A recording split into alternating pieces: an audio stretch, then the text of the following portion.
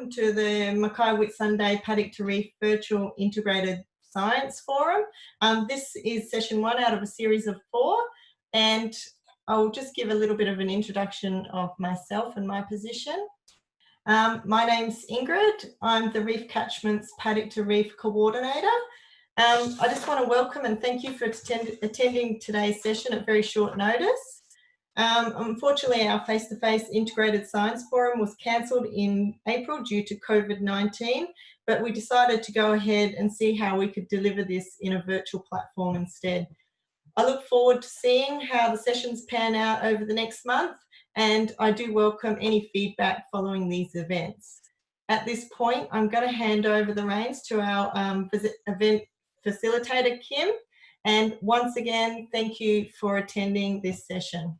Thank you very much, Ingrid, for that wonderful introduction. My name's Kim Clyden, and for those of you who have never met me and don't know me, I'll be your facilitator today. It's something I've been familiar with for quite some time and really enjoy. I just wanted to give you a brief introduction if you haven't attended one of the previous events run around the Paddock to Reef Mackay Whitsunday Regional Integrated Science Forum about the original scope of this event. The objective is to deliver current and relevant information about the Paddock to Reef and Reef Water Quality Improvement Plan programs, which is where we'll be commencing, whilst communicating the Office of the Great Barrier Reef Science and relevant reef report cards. Firstly, today, we'd like to share a message from the Regional Traditional Owner Reference Group. My name's Samala Deshong. I'm a Coomera woman. My country is situated from Cape Palmerston to St Lawrence in the Mackay Whitsunday Isaac region. I've been an active member for the Reef Catchment's Traditional Owner Reference Group since it was started in 2006. I'd like to acknowledge the traditional owners of the land we stand on in Mackay, the Yuwibara people. We'd like to pay our respects to our elders, past and present. The 7 tribal groups in the region are Yuwibara, Coomera, Burradabana, Widi, Gia, Naro and Juru. A lot of us are on the coast. We are saltwater people. The Great Barrier Reef is important to the region's traditional owners. It's food source. We've got the islands. We have stories way back that are brought down to us. A ceremony, a performed men's business. So there's a lot of reasons why, we look after the reef. A lot of the catchments are nurseries, the seagrass beds are nurseries for, some of the fish, shrimp and that come from the reef. It's important to look after land and sea country. We've been brought up to look after country. That's why it's very significant to the traditional owners looking after land and water. We need water to regenerate. If it didn't, Mother Earth would die. So it's important for us to share our knowledge and work with Western science to help look after country for future generations.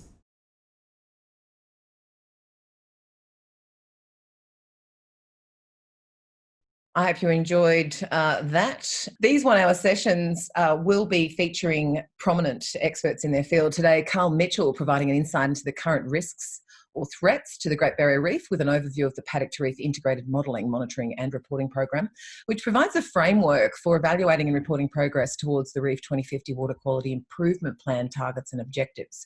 Followed by our second presenter today, Charlie Morgan, who'll share the what, why and how of the Mackay Whitsunday Isaac Rivers Healthy Rivers to Reef Partnership, I should say, after 5 years of collaborating with industry and stakeholders. So much to share there. Carl Mitchell is the Principal Project Officer at the Office of the Great Barrier Reef, a water quality scientist, aquatic ecologist and integrated water resource management specialist, try saying that quickly, with 20 years experience in aquatic resource management. Carl strongly believes that the quality of our water in our waterways and the health of our aquatic systems is an indicator of how well we were doing as a society, I should say. Carl. Thank you, Kim. So today I'm just going to present an overview of reef water quality policy within the Great Barrier Reef region, and I'm going to talk about where that policy has come from, which different policies we work under. And then I'm going to present our Paddock to Reef Integrated Monitoring, Modelling and Reporting program and the Reef Report Card, which we develop each year to address and report on how well the two governments are going towards achieving those policy outcomes. So there's a lot of things going on that impact the Great Barrier Reef, and the Great Barrier Reef is under pressure from a few different fronts. Predominantly the climate change, land-based runoff, coastal land use and land use change, and direct use. The thing that the Water Quality Improvement Plan, which I work under, is most interested in is the land-based runoff.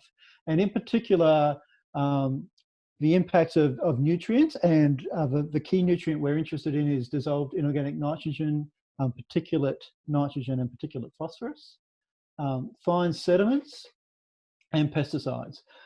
Nutrients can cause a number of problems in freshwater and marine environments, algal blooms, shift in reef from coral reefs to macroalgae reefs, a whole range of things. Fine sediments reduce the light available to seagrass and coral, and pesticides can have direct impacts on the fauna and flora, the aquatic ecosystems. So they're the three things that we're mostly concerned about within reef water quality policy. And for managing the Great Barrier Reef, the main policy document is the Reef 2050 Long-Term Sustainability Plan, also known as the Reef 2050 Plan. It has a number of areas that it tries to address from a policy point of view as far as managing the Great Barrier Reef, their biodiversity, heritage, ecosystem health, water quality, community, economics and governance. But the area that we're most interested in, and the area that I work in, is within the ecosystem health and the water quality side of things. And to do that, we have in 2017 developed the Reef 2050 Water Quality Improvement Plan. It's an update and revision of previous plans, formerly known as the Reef Water Quality Protection Plan, which has been going since the early 2000s. And the Water Quality Improvement Plan looks at all sources of land-based water pollution. It looks at agriculture, industry, urban and public lands. We've been doing agriculture management reporting for the last 10 years or so, and we're just now starting to dip our toe into how to do industrial, urban and public land monitoring and reporting. One of the things that is in the Reef 2050 Water Quality Improvement Plan from 2017 is the human dimensions and the social and cultural aspects. They weren't as strong in previous plans, and it's something we've really focused in on this time. And the other detail is formerly the water quality protection plans looked at water quality improvement targets and land management targets for the whole reef. And they have now been refined so that we have individual catchment targets so that we can see which pollutants need to be addressed in which catchments. The framework for the Reef 2050 Water Quality Improvement Plan is summarised in this program logic.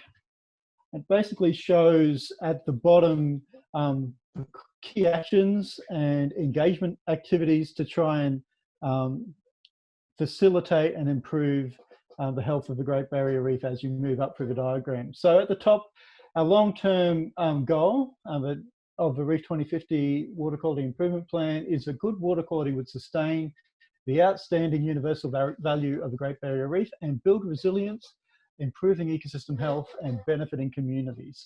And we have a range of objectives to try and achieve those long-term outcomes.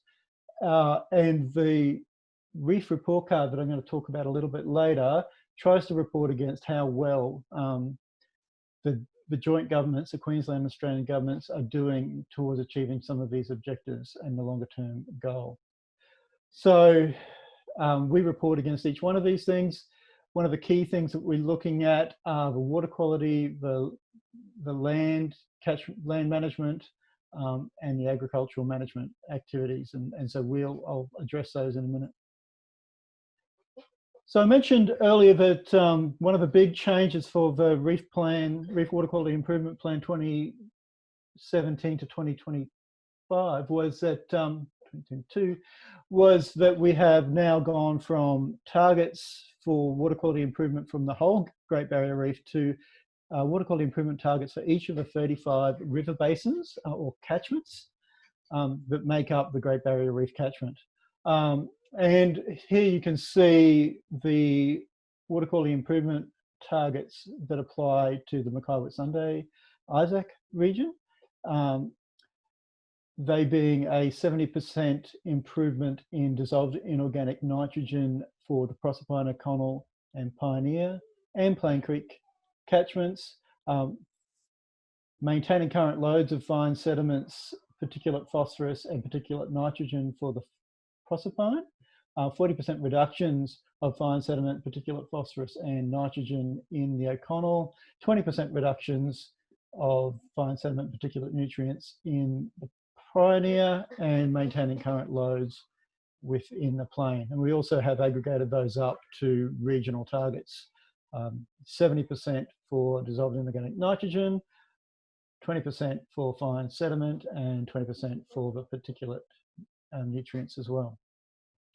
So they're the 2025 targets for the Mackay-Whitsunday region, and what we have is a monitoring and reporting program that that tries to assess how well the two governments and the community is doing towards achieving those targets.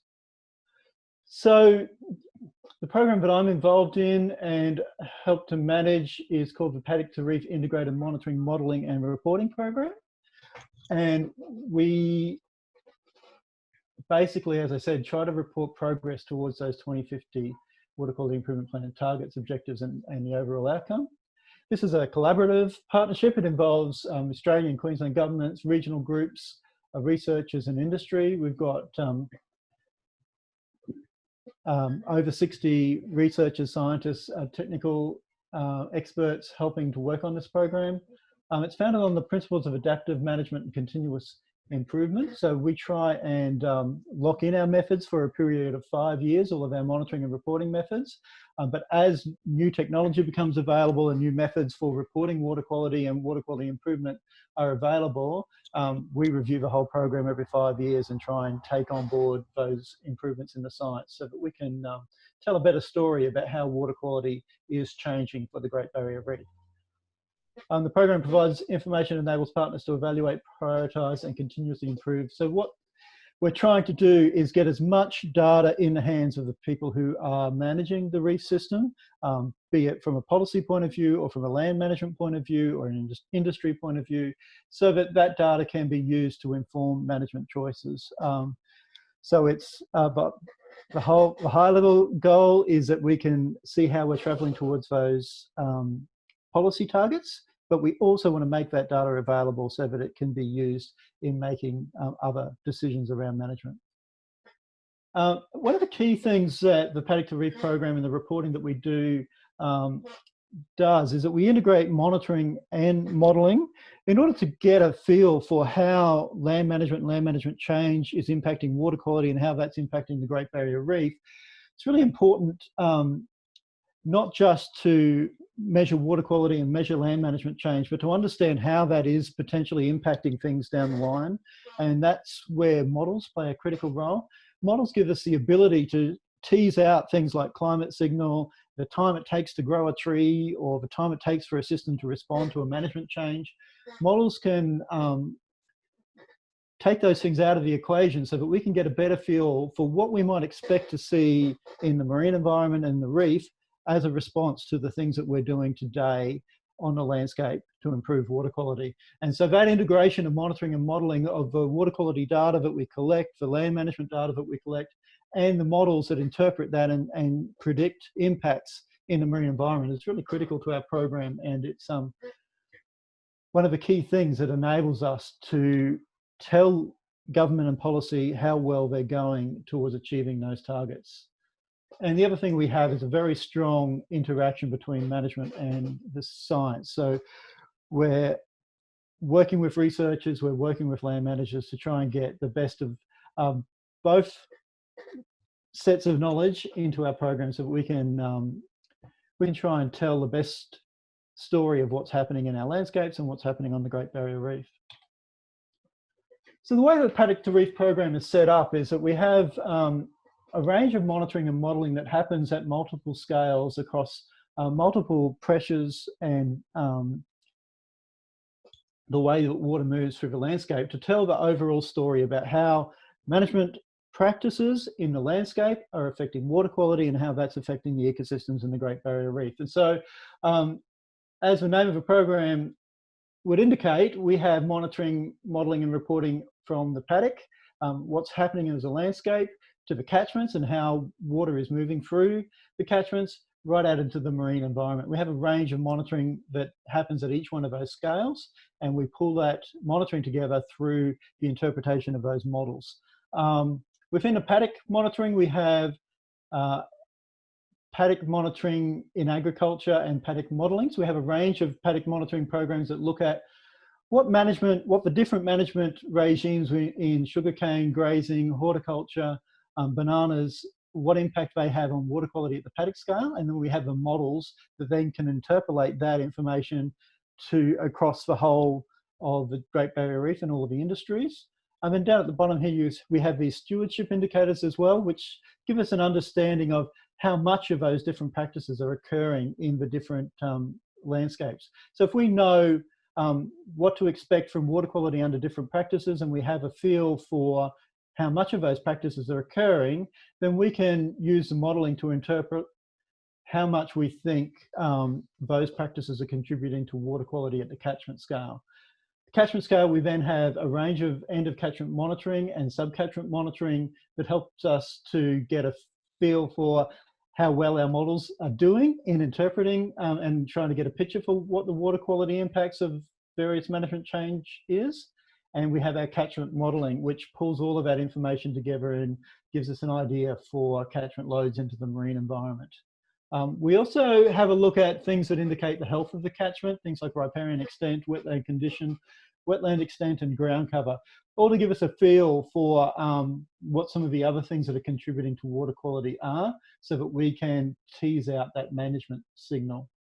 In the marine environment, we have seagrass monitoring, water quality monitoring, coral monitoring, and marine modelling. And that helps us to get a feel for how the marine environment is responding to the water quality changes resulting from management. So that's our program in a nutshell. We basically try and integrate as much information as we possibly can through multiple lines of evidence to paint a picture for how water quality is changing through management and how we are going towards achieving those water quality improvement targets under the Reef 2050 Water Quality Improvement Plan.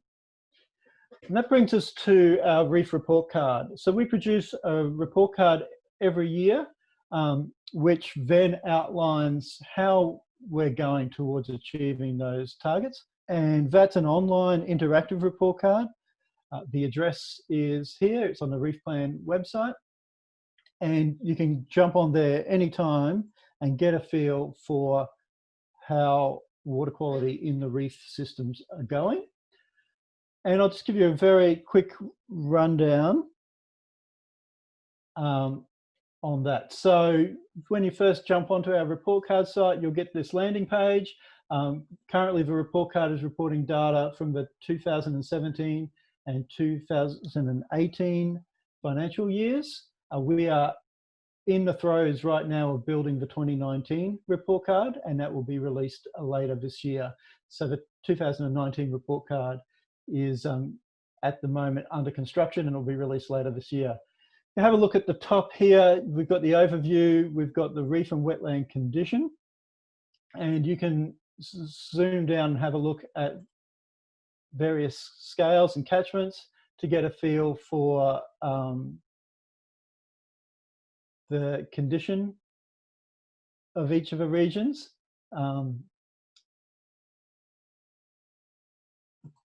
And then over here in the catchment targets, you get an indication of the water quality targets, the catchment management targets, and the land management targets that I spoke about earlier, and they can be interrogated at right down to a catchment scale.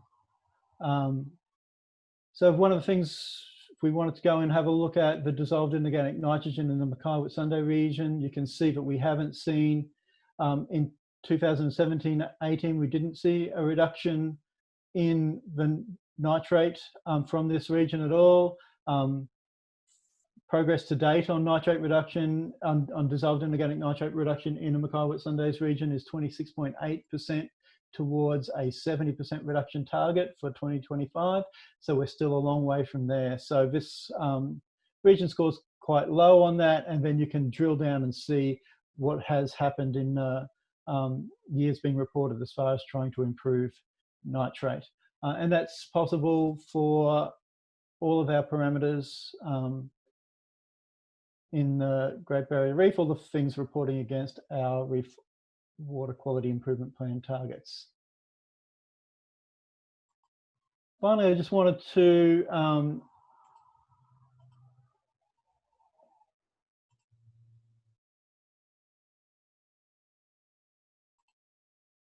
talk about other report cards. So that's the Great Barrier Reef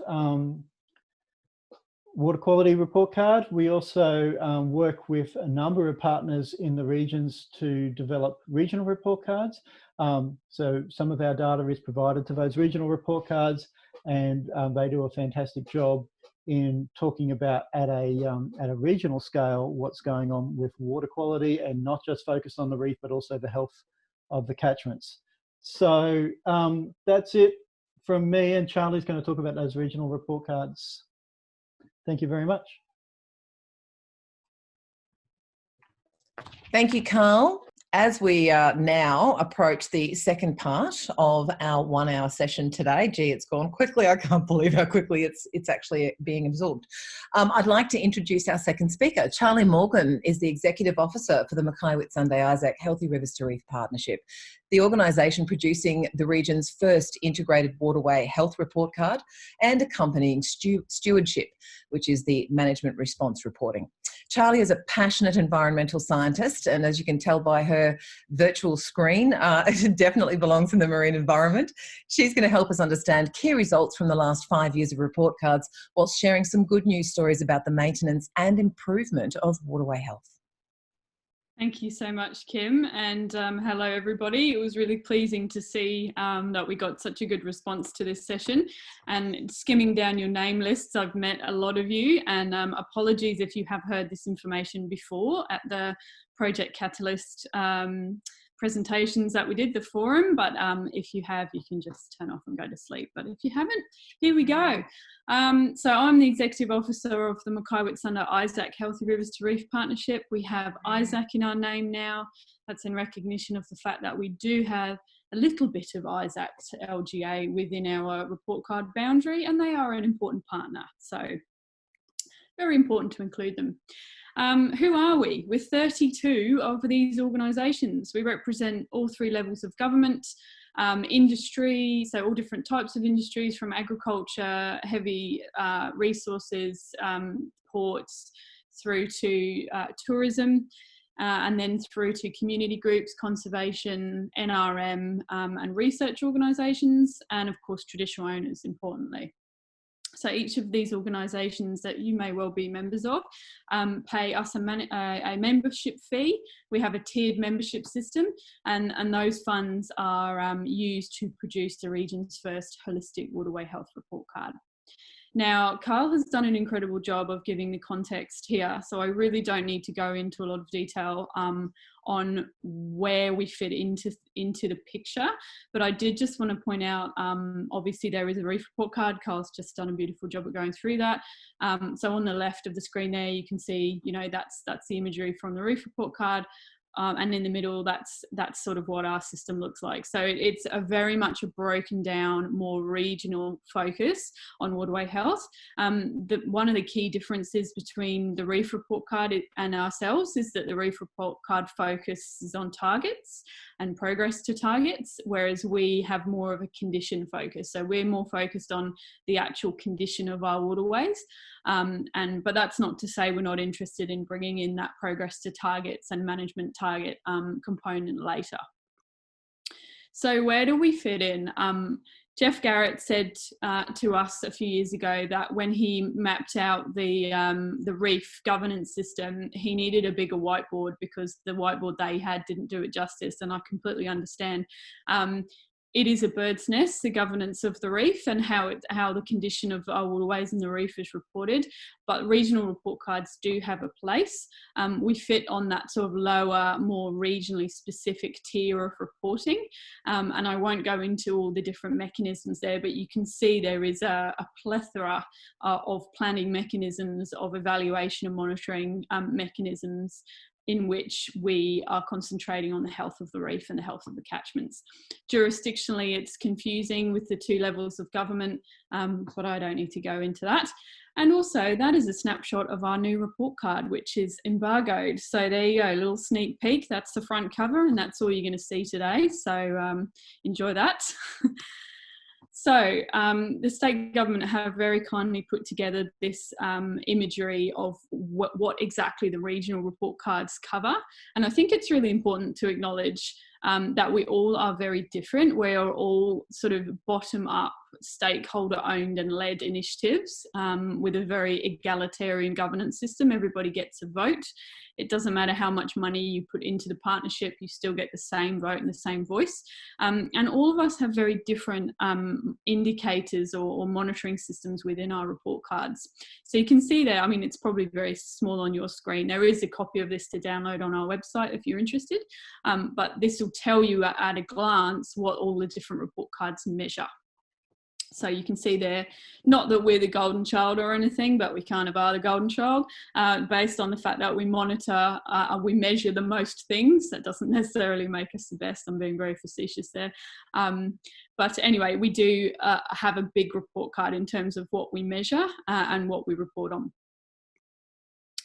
So what does that mean? What does our report card look at? We have three, if you like, categories within the catchments side of our report card on how we monitor ecosystem health. And that is essentially fish health, water quality, and then a whole host of components under habitat and hydrology component, indicator component. And that looks like the extent of riparian wetland and mangrove systems, the amount of fish barriers on water courses, and the flow of those systems as compared to what we would consider to be baseline conditions, and something called impoundment length. And I'm sure I don't need to explain that to the people listening, but for anybody that doesn't know what that means, it's essentially the amount of ponded, artificially modified habitat behind structures on our watercourses, which obviously is impacting the connectivity of those systems. In the marine side, we also look at coral reef health and seagrass health, along with water quality. We're still working out a way to report on marine fish. So if any budding marine fish people out there, please get in contact with me. I'm still very interested in a way to do this. We need to come up with a methodology that considers freshwater marine fish as, I guess, proxies for ecosystem health. And that's much simpler to do in the catchments where they're still spatially restricted. But when you start talking about migratory species and, of course, the fish diversity that we have on the Great Barrier Reef, becomes quite hard to do. And that's not to say it can't be done. The other report cards are also in the same boat. So hopefully we'll work together this year to actually get that piece of work done. Where does the data come from that is reported in our report card? I won't go into this too much because Carl did a lovely job at explaining this, but essentially the backbone of our report card, the data comes from both the Ended Catchment Load Monitoring Program on the catchment side and then the Marine Monitoring Program in the marine side. We also use a number of data sets from our partners. So North Queensland Bulk Ports has a very comprehensive and long-running ambient monitoring program that we bring in.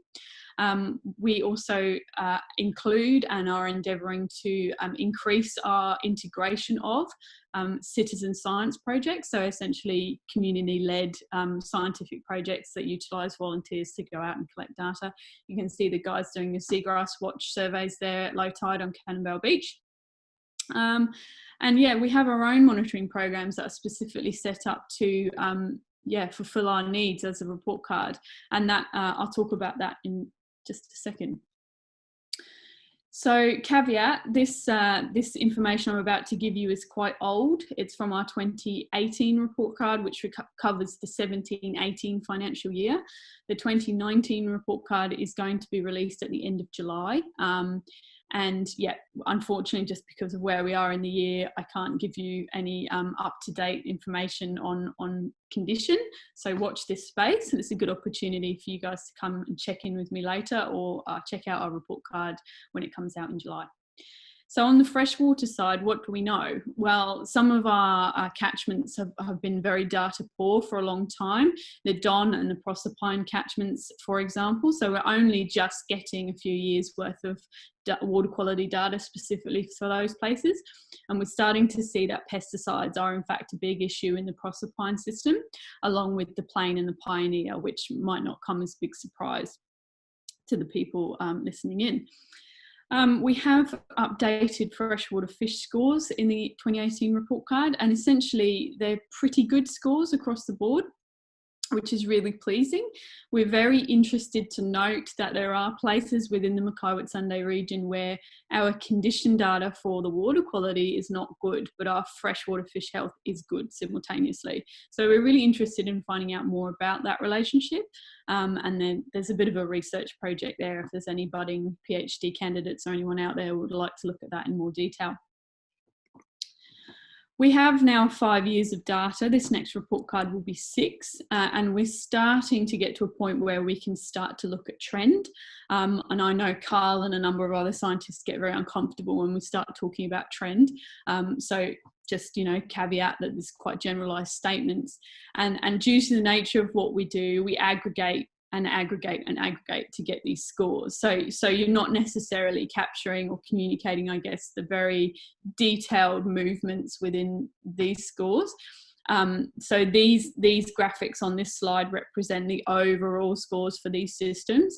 And if you would like to jump on our website and actually dig into the specific data that makes these scores up, you can go down to indicator level and see, for example, what the pesticide score was for a certain catchment. It allows you to do that in our interactive report card. So essentially, and I have to hurry up, I'm sorry, so I will have to move quite quickly through these slides. But essentially, we know from 5 years in, water quality is a relatively consistent indicated category over time. We know that rainfall is highly influential of water quality condition. We know that our catchments have had or continue to have and have had issues with sun habitat and hydrology indicators, namely wetland extent. We know that some of our systems, particularly the O'Connell, have had really quite significant wetland reductions over time, such that we're looking around a 70% reduction in what we would call pre-clear, so sort of the time of European settlement to now comparison. And we know that pesticides are still a huge problem in the Plain and the Pioneer catchments. On our marine side, I'm afraid the situation isn't a whole lot better. We are starting to get to the point where we know now the impacts of Cyclone Debbie. And we're starting to see that play out in our scores. So we did have quite poor scores in some of our marine metrics for the 2018 reporting year. And this is sort of an idea of what that looks like over time. So we're sitting around a D, and it's quite fluctuating. The good news story is our offshore environments are scoring a B overall, which is really good to see. So that means our coral on the outer reef is still in pretty good shape. I won't talk about industry stewardship all that much because Carl has done a good job, but basically we report on agricultural stewardship from the Reef report card side of things, so you can jump into that link there and have a look and see how those industries have fared in the Makowit-Sunday region. We also have our own stewardship frameworks that we have developed, and they basically measure how far above minimum best practice each of our industries are performing. The urban framework has been updated, as Carl mentioned, and that is a much more detailed assessment process than the old framework. So watch this space on the industry frameworks. We do want to update all of the other ones. It's just a question of time and money. What are some of our key knowledge gaps?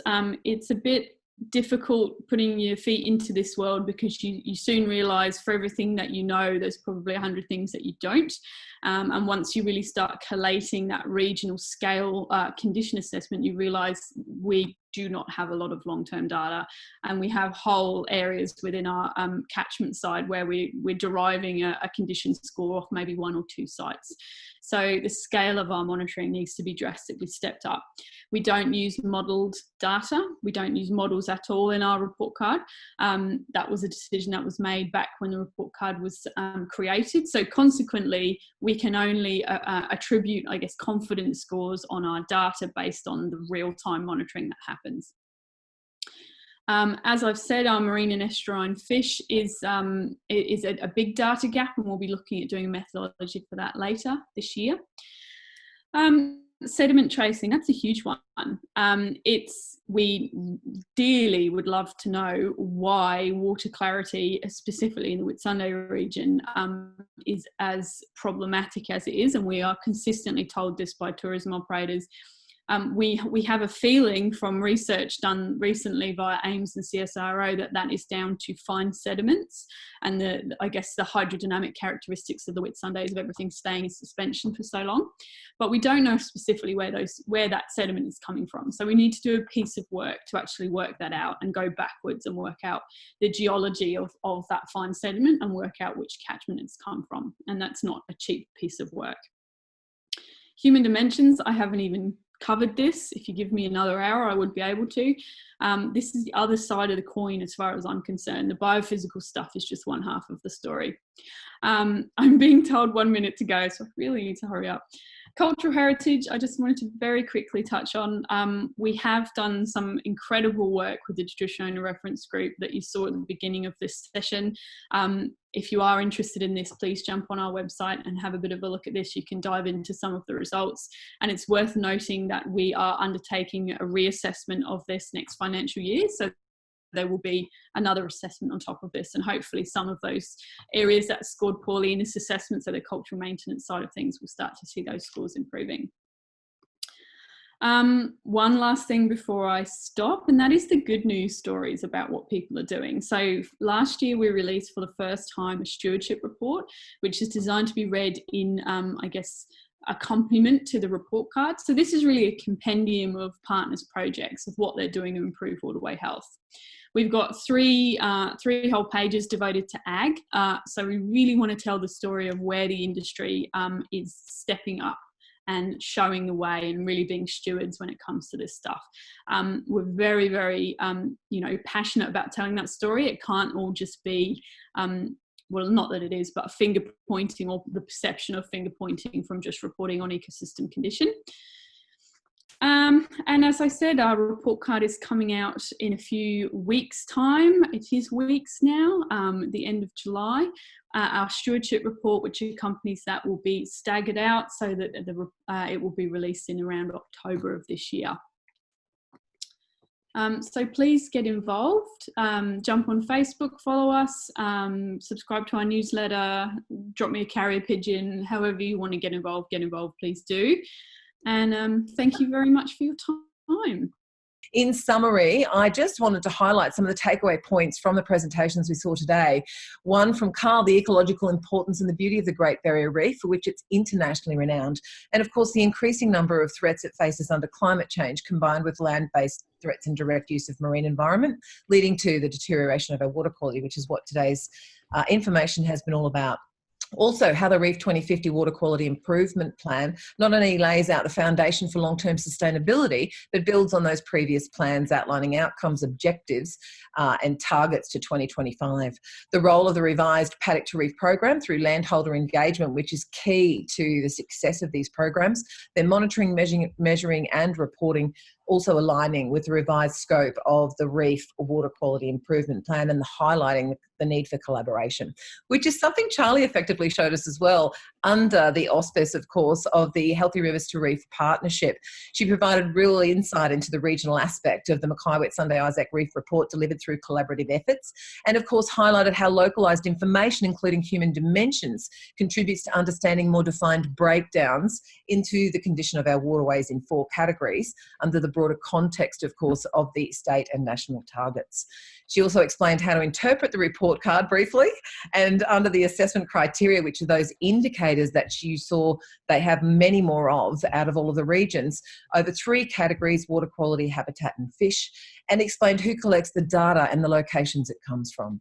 There's also an overview in there of 5 years in 5 coastal catchments with marine environments, inshore, central and Whitsundays, the engagement of industry stewardship, which is important to continuing this work into the future and for sustainability across all 3 regions, and finally highlighting the areas of improvement needed. Thank you very much for your attendance today. That concludes my component as facilitator. I'll now hand you back to our host, Ingrid. I just wanted to thank everyone again, thank our presenters, thank our facilitator and everyone that assisted in the planning of this session. I just want to thank everyone for entering at such short notice. If you could please forward any queries, questions or feedbacks, please do. If it's something that I personally can't help you with, I'm sure I can find the right connection for you.